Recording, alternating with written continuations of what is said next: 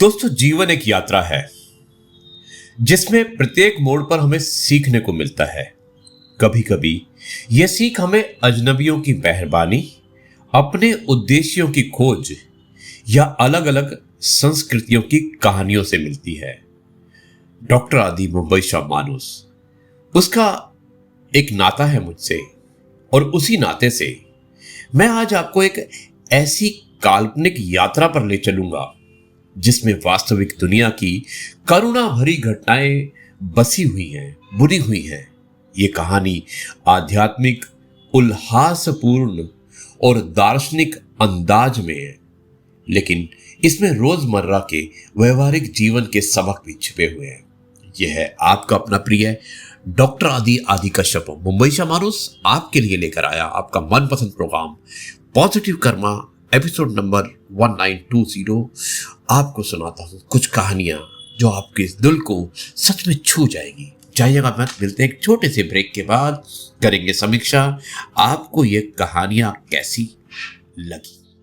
पहली कहानी, अनबुंटू की भावना।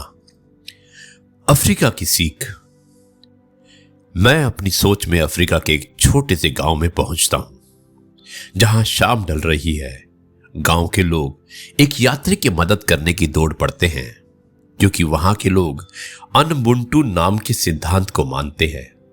अनबुंटू का अर्थ है एक इंसान दूसरे इंसानों के माध्यम से ही इंसान है, और इसका मूल संदेश है कि इंसानियत की बुनियाद एक दूसरे के प्रति दया और करुणा में है।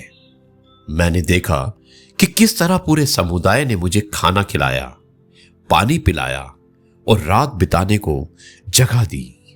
उनकी इस मेहरबानी ने यह एहसास कराया कि हमारी साझा मानवता हमें गहराई से जोड़ती है।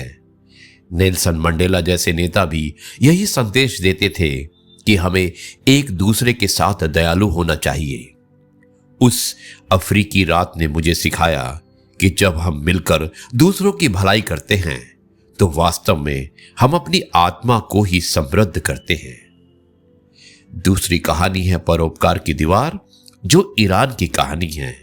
दोस्तों, अब इस कहानी जिसमें कि हम ईरान के मशहद शहर ले जाते हैं। सर्दी की एक सुबह एक निर्धन युवक ठंड में कांप रहा था। अचानक उसकी नजर एक दीवार पर गई जिस पर कई गर्म कोट टंगे हुए थे। यह मेहरबानी की दीवार थी। 2015 में किसी ने गुमनाम रूप से ईरान में ऐसी दीवार की शुरुआत की जहां जरूरतमंदों के लिए लोग अपने अतिरिक्त कपड़े छोड़ जाते थे। दीवार पर फारसी में लिखा था, अगर जरूरत नहीं है तो छोड़ जाइए, जरूरत है तो ले जाइए। इस छोटी सी पहल ने पूरे देश में परोपकार की लहर पैदा कर दी। उस युवक ने दीवार से एक कोट उतारा और उसे पहन लिया। उसकी आंखों में आभार के आंसू थे। किसी अनजान ने उसके लिए गर्माहट का इंतजाम कर दिया था। ये दृश्य देखकर मेरे दिल में गहरा प्रभाव हुआ।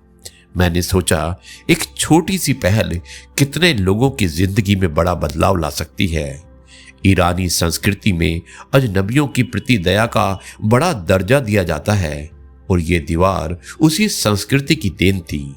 उस दीवार ने सिखाया कि बिना किसी प्रत्याशा के मदद करना स्वयं में एक आध्यात्मिक कार्य है। एक छोटी सी मदद। अगली कहानी, अमेरिका की घटना। कहानी आगे बढ़ती है और मैं खुद को अमेरिका के एक हाईवे किनारे मौजूद पेट्रोल पंप पर पाता हूं। वहां दो भाई, कार्लोस डेविड और उसका भाई, अपनी गाड़ी में थे कि उन्होंने एक महिला को देखा जो सिक्कों से पेट्रोल भरवाने की कोशिश कर रही थी। महिला परेशान दिख रही थी और बार बार आसमान की ओर देखकर कुछ बुदबुदा रही थी। दोनों भाइयों ने एक दूसरे की ओर देखा और बिना कुछ सोचे उस अनजान महिला की मदद करने पहुंच गए। उन्होंने चुपचाप पेट्रोल के पैसे भर दिए। पहले तो महिला को यकीन नहीं हुआ। वो अवाक रह गई और फिर भावुक होकर रोने लगी। रोते रोते उसने बताया कि एक सप्ताह पहले ही उसके पति का देहांत हुआ था। उसकी तकलीफ को जाने बगैर इन अजनबियों ने उसकी मदद की थी। मानो किसी ईश्वरीय संकेत से प्रेरित होकर उसने आंसू पोंछते हुए कहा, मैं आपका धन्यवाद कैसे करूं?